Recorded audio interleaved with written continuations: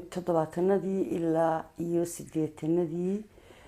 anigu horta fanka Afrika baan galay laakiin intii ku horeysay wax waan kala socday waan garan karaa waqtigaasi wuxuu ahaa waqti qaali ah wuxuu ahaa bulsho qaali ah jirtay fan qaali ah jiray dhaqan wanaagsan baa jiray fanaaniin caan baa jiray fanaaniin waaweyn ilaa 60kii iyo adigu ka soo bilow 50kii ilaa 60kii intaas oo dhan fanaaniin waaweyn baa jirtay inna lillahi wa inna ilayhi raaji'uun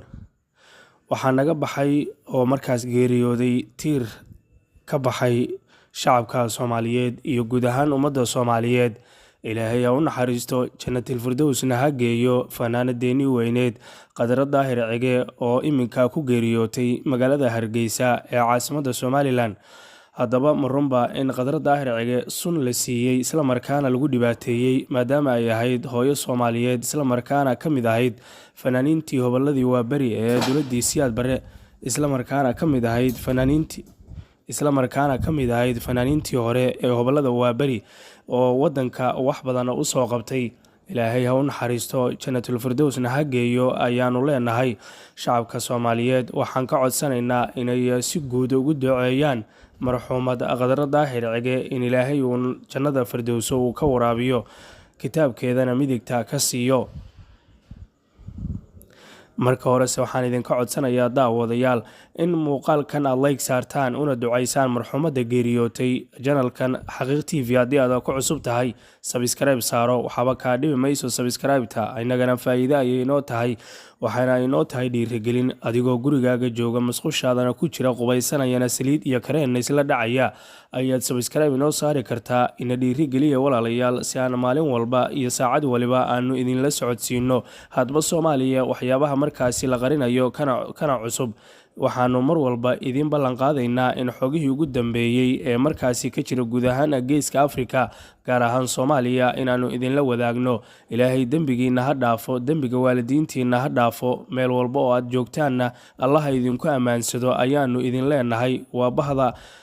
Xaqiiq TV oo ducada hawada idin marinaysa waxaanse marka hore aan idinka codsanayaa in muuqaalkan meel dheer aad gaarsiisaan oo aad markaasi la wadaagtaan asxaabtiina si ay ducada ugu kabaan marxuumada Qadar Daahir Cige oo caawa ku xijaabatay kuna geeriyootay magaalada Hargeysa isla markaana warar kala duwan ay ka soo baxayaan geerideeda waxaa la inoo sheegay in geerida Qadar Daahir Cige ay sabab u ahayd in ay dad isku dhacsanaayeen kadibna ay markaasi sun siiyeen alla xaasidsan maxay sunta kala dooneen waa Qadar Daahir Cige waa fanaanadii weyneed oo tiir dhaxaad u ahayd fanaaniintii hore ee hobolada waa bari ee dawladii Siyaad Barre markaasi joogay xilligaas wadanka waxyaabo badan ka soo qabtay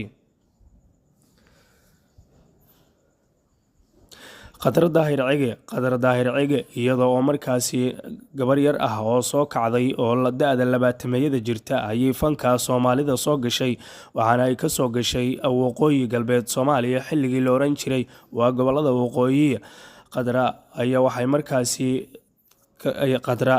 markaasi timid magaalada Muqdisho ee caasimadda Soomaaliya halkaas ayay nolosheeda inta badan ku soo qaadatay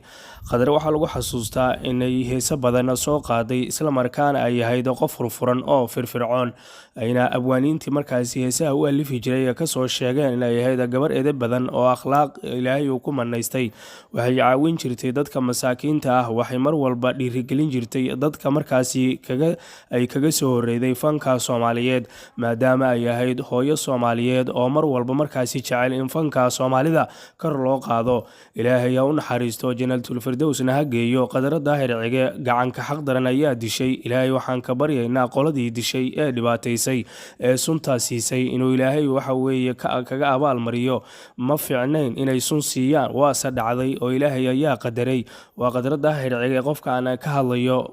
uma aysan dhimanin xanuun ku dhacay xanuunka waxa markaasi kaga horeeyay sun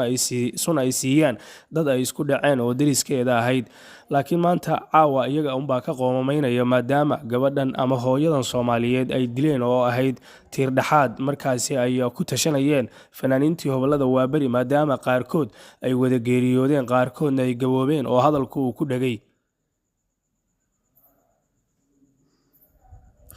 qadra waxay ka mid ahayd tiir-dhaxaadka hobladii waaberi ee markaasi ay ka koobnaayeen. qadra waxay ka mid ahayd tiir-dhaxaadka hobladii waaberi waa fanaaniintii hore ee markaasi wadanka wax badan ka soo qabtay. in muddo ayay ku xanuunsanaysay isbitaal ku yaala magaalada Hargeysa, waxaana la tacaalayay ilmaheeda iyo sidoo kaleeto ehelka markaasi qadrada xirciga ay ka soo jeedo. ehelada oo aan la xirin waxay noo sheegeen in qadra ay markaasi iyadu sunta ku jirtay jirkeeda muddo dhowr maalmood ayna la tacaaleen, laakiin ugu dambeyntii Alle u timid oo ay markaasi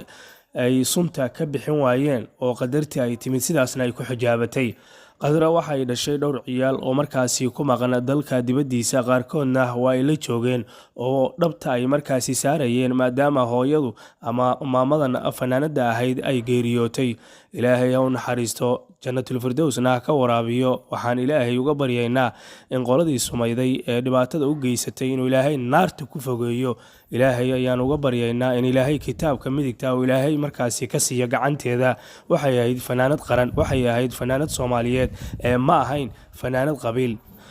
walaalkayga Soomaaliyeed oo haddii YouTube-kan aad ku cusub tahay fadlan subscribe saaro, waxba kaa dhibi mayso, gambaleelka furo, innagana faa'iido ayay inoo tahay. tanadii ilaa iyo 80nadii anigu horta fanka 94 baan galay, laakiin intii ka horeysay wax waan kala socday, waan garan karaa. waqtigaasi wuxuu ahaa waqti qaali ah, wuxuu ahaa bulsho qaali ah jirtay, fan qaali ah jiray, dhaqan wanaagsan baa jiray, fanaaniin caana baa jiray, fanaaniin waaweyno ilaa 60kii iyo adigu kasoo bilow 50kii ilaa 60kii intaas oo dhan fanaaniin waaweyn baa jirtay oo lagu la higsado. marka wuxuu ahaa xilligaasi xilli qaali ah oo golden time-ka xilliga la yiraahdo ayuu dhaqanka Soomaalidu ahaa iyo fanaaniintuba. xilligaas sidee dadweynaha u arkayeen gabar oo fanaanad ah? yasmiinay fanka xilligaa waxay u arkayeen wixii 70kii ka dambeeyay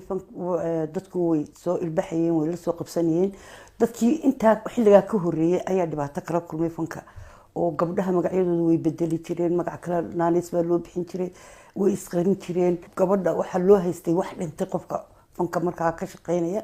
laakiin wixii 70kii ka dambeeyay dadku way soo ilbaxeen, way la soo qabsadeen. wuxuu noqday waxay ogaadeen inuu yahay dhaqankoodii iyo afkoodii inuu yahay, way ku faaneen, way jeclaadeen, waana aad baan fanaaniinta loo jeclaa oo dadku ay ula qabsadeen. fanaanad kaliya ma aadan ahayn, waxaad ciyaari jirtay kubadda kolayga. sidee ay sidaas u dhacday? waxay sidaas u dhacday anigoo ardayad baan ahaa. iskuulkaygii aan dhiganayay ayaa horta waxaan ka bilaabay inaan u ordo gobolada, ciyaarihii gobolada oo kale, masalan ilaa 71 iyo 72ba waxaan ordi jiray 1500 orodada. basketkana waan ciyaari jiray. fanka ka hor ba anigu caan waxaan iskaga noqday markii horeba xagga isboortiga. ma isleedahay in Soomaaliya ay awood u yeelan karto inay soo ceshato fanka, musica iyo maaweeliyadii oo xilligaasi? horta adduunyada waxaan dhici karin ma jirto, laakiin xilligaa aan ka sheekeynayno wuxuu ahaa xilli aada muctasaw ah. 70kii ilaa iyo 90kii wixii markii lasoo gaaray fan qaali baa jira oo Soomaalidu leedahay. waad ogtahay Soomaalidu way burburtay, dalku wuu burburay, dadku way burbureen. fanaaniin yaryaroo fiican way jiraan, fanaaniin cod macaan way jiraan.